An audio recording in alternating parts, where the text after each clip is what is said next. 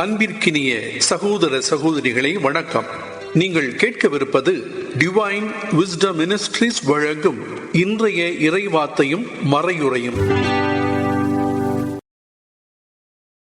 2025 November மாதம் 24ஆம் தேதி, பொதுக்காலம் 34ஆம் வாரம், திங்கட்கிழமை. முதல் வாசகம்.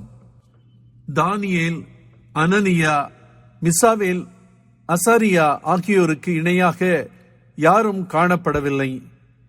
இறைவாக்கினர் தானியேல் நூலிலிருந்து வாசகம்.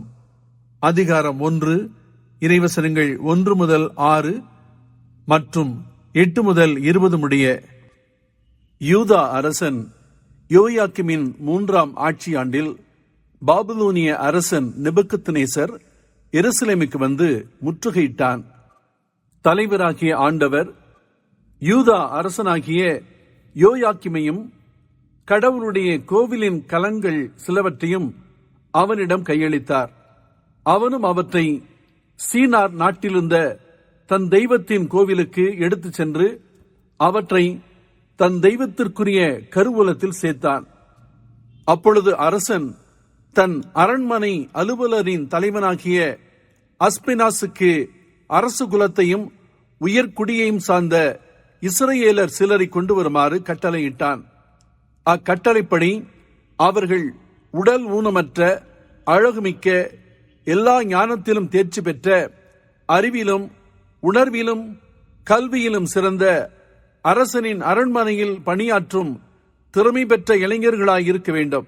மேலும் அவர்கள் கல்தைய மொழியை எழுதவும் பேசவும் கற்றுக்கொள்ள வேண்டும். அரசன் தான் உண்டு வந்த சிறப்புணவிலும் பருகி வந்த திராட்சை ரசத்திலும் நாள்தோறும் ஒரு பங்கை அவர்களுக்கு கொடுக்கும்படி ஏற்பாடு செய்தான். இவ்வாறு 3 ஆண்டுகள் பயிற்சி அளித்த பின் இறுதியில் அவர்களை அரசன் முன்னிலையில் கொண்டு வந்து நிறுத்த வேண்டும் என்று ஆணையிட்டார். இப்படி தேர்ந்தெடுக்கப்பட்டவர்களுள் யூதா குலத்தைச் சார்ந்த தானியேல், அனனியா, மிசாவேல், அசரியா என்பவர்களும் இருந்தார்கள்.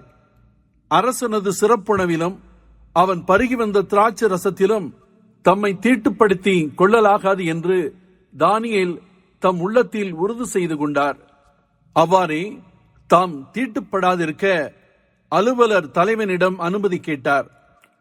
அலுவலர் தலைவர் தானியேலுக்கு பரிவும் இரக்கமும் காட்டுமாறு கடவுள் அருள் கூர்ந்தார். அலுவலர் தலைவன் தானியேலை நோக்கி, உங்களுக்கு உணவும் பானமும் ஏற்பாடு செய்திருக்கும் அரசனாகிய என் தலைவருக்கு நான் அஞ்சுகிறேன். ஏனெனில் உங்களையொத்த வயதினரை விட நீங்கள் களை குன்றியிருப்பதை அரசன் கண்டால் என் தலையே போய்விடும். நீங்கள் தான் அதற்கு காரணமாவீர்கள் என்றார். தானியேல், அனனியா, மிசாவேல், அசரியா ஆகியோர்களுக்கென அலுவலர் தலைவனால் நியமிக்கப்பட்ட மேற்பார்வையாளரிடம் தானியேல் கூறியது, ஐயா, தயை கூர்ந்து 10 நாள் ஊழியர்களாகி எங்களை சோதித்து பாரும். எங்களுக்கு உண்பதற்கு மரக்கறிகளையும் குடிப்பதற்கு தண்ணீரையும் மட்டுமே தாரும். அதற்கு பிறகு எங்களது தோற்றத்தையும் அரசனது சிறப்புணவை உண்ணும் மற்ற இளைஞர்களின் தோற்றத்தையும் ஒப்பிட்டு பாரும். அதன் பின் உமக்கு தோன்றியபடி உம்முடைய பணியாளர்களாகிய எங்களுக்கு செய்திருளும் என்றார். அவனும் இக்காரியத்தில் அவர்களுக்கு இணங்கி அவர்களை 10 நாள் சோதித்து பார்த்தார். 10 நாள்கள் ஆயின. அரசனது சிறப்புணவை உண்டு வந்த இளைஞர்கள் அனைவரையும் விட அவர்களது தோற்றம் மிக கலையுள்ளதாயும் உடற்கட்டு மிக செழுமையுள்ளதாயும் காணப்பட்டது. ஆதலால் மேற்பார்வையாளன் அவர்கள் உண்ண வேண்டிய சிறப்புணவுக்கும் பருக வேண்டிய திராட்சை ரசத்திற்கும் பதிலாக மரக்கறி உணவையே அவர்களுக்கு கொடுத்து வந்தார். கடவுள் இந்த 4 இளைஞர்களுக்கும் அறிவையும் அனைத்து இலக்கியத்தில் தேர்ச்சியையும் ஞானத்தையும் அருளினார். சிறப்பாக தானியேல் எல்லா காட்சிகளையும் கனவுகளையும் உய்த்துணரும் ஆற்றல் பெற்றிருந்தார். அரசன் தன் முன்னிலைக்கு அவர்களை கொண்டு வர வேண்டுமென்று குறித்த நாள் வந்தது. அலுவலர் தலைவனும் அவர்களை நேபுக்கத்நேசர் முன்னிலையில் கொண்டு வந்து நிறுத்தினான். அரசன் அவர்களோடு உரையாடலானான். அப்பொழுது அவர்கள் அனைவருள்ளும் தானியேல், அனனியா, மிசாவேல், அசரியா ஆகியோருக்கு இணையாக யாரும் காணப்படவில்லை. எனவே அவர்கள் அரசன் முன்னிலையில் பணிபுரியலாயினர். ஞானம், விவேகம் சார்ந்தவற்றில் அரசன் அவர்களோடு கலந்துரையாடினான். அப்பொழுது அவனது அரசில் இருந்த எல்லா மந்திரவாதிகளையும் மாய வித்தைக்காரர்களையும் விட அவர்கள் 10 மடங்கு சிறந்தவர்களாய் இருந்ததை கண்டறிந்தான். ஆண்டவரின் அருள்வாக்கு. பதிலுரை பாடல் பல்லவி. என்றென்றும் நீர் புகழப் பெறவும் போற்றப் பெறவும் தகுதியுள்ளவர். எங்கள் மூதாதையரின் கடவுளாகிய ஆண்டவரே, நீர் வாழ்த்து பெறுவீராக. மாட்சியும் தூய்மையும் நிறைந்த உம் பெயர் வாழ்த்துக்குரியது. பல்லவி. என்றென்றும் நீர் புகழப் பெறவும் போற்றப் பெறவும் தகுதியுள்ளவர். உமது தூய மாட்சி விளங்கும் கோவிலில் நீர் வாழ்த்து பெறுவீராக. கெருபுகள் மேல் வீற்றிருந்து படுகூழியை நோக்குபவரே, நீர் வாழ்த்து பெறுவீராக. பல்லவி. என்றென்றும் நீர் புகழப் பெறவும் போற்றப் பெறவும் தகுதியுள்ளவர். உமது ஆட்சிக்குரிய அரியணை மீது நீர் வாழ்த்து பெறுவீராக. உயர்வானத்தில் நீர் வாழ்த்து பெறுவீராக. பல்லவி. என்றென்றும் நீர் புகழப் பெறவும் போற்றப் பெறவும் தகுதியுள்ளவர். நற்செய்திக்கு முன் வாழ்த்தொலி. அல்லேலுயா, அல்லேலுயா. விழிப்பாயிருங்கள், ஆயத்தமாயிருங்கள், ஏனெனில் நீங்கள் நினையாத நேரத்தில் மானிட மகன் வருவார். அல்லேலுயா. நற்செய்தி வாசகம்.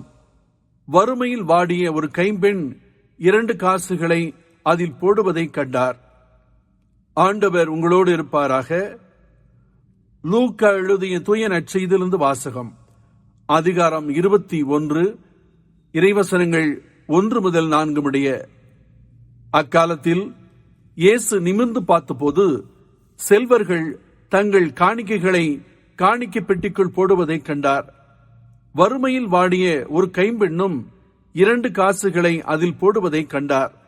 அவர், இந்த ஏழை கைம்பெண் எல்லாரையும் விட மிகுதியான காணிக்கை போட்டிருக்கிறார் என உண்மையாகவே உங்களுக்கு சொல்கிறேன்.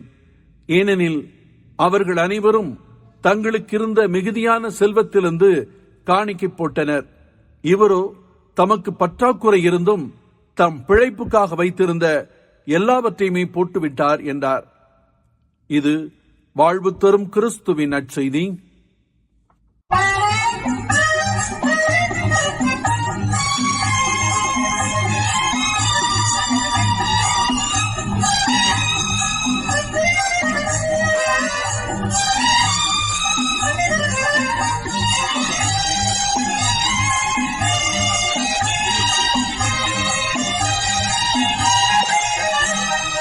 தலைவா உன்னை வணங்க என் தலைமேல் வரம் குவித்தேன். வரமே உன்னை கேட்க நான் சிரமே தாழ் பணிந்தேன்.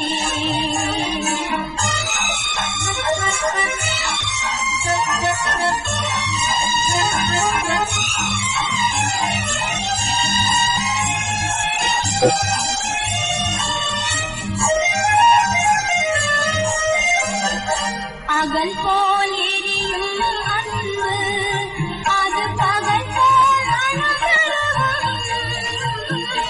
அகல் போல் எரியும் அன்பு அது பகல் போல் அனந்தரவும். நிலையாய் உன்னை நினைத்தால் நான் மலையாய் உயர்வடைவேன். நான் மலையாய் உயர்வடைவேன். தலைவா உன்னை வணங்க என் தலைமேல் வரம் குவித்தேன். வரமே உன்னை கேட்க நான் சிரமே தாழ் பணிந்தேன்.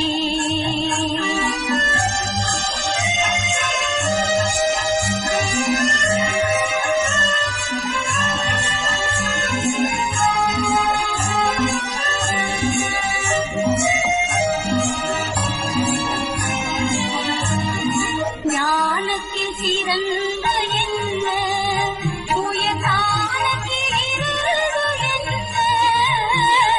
ஞானத்தில் சிறந்த என்ன உயர்காலத்தில் இருது என்ன.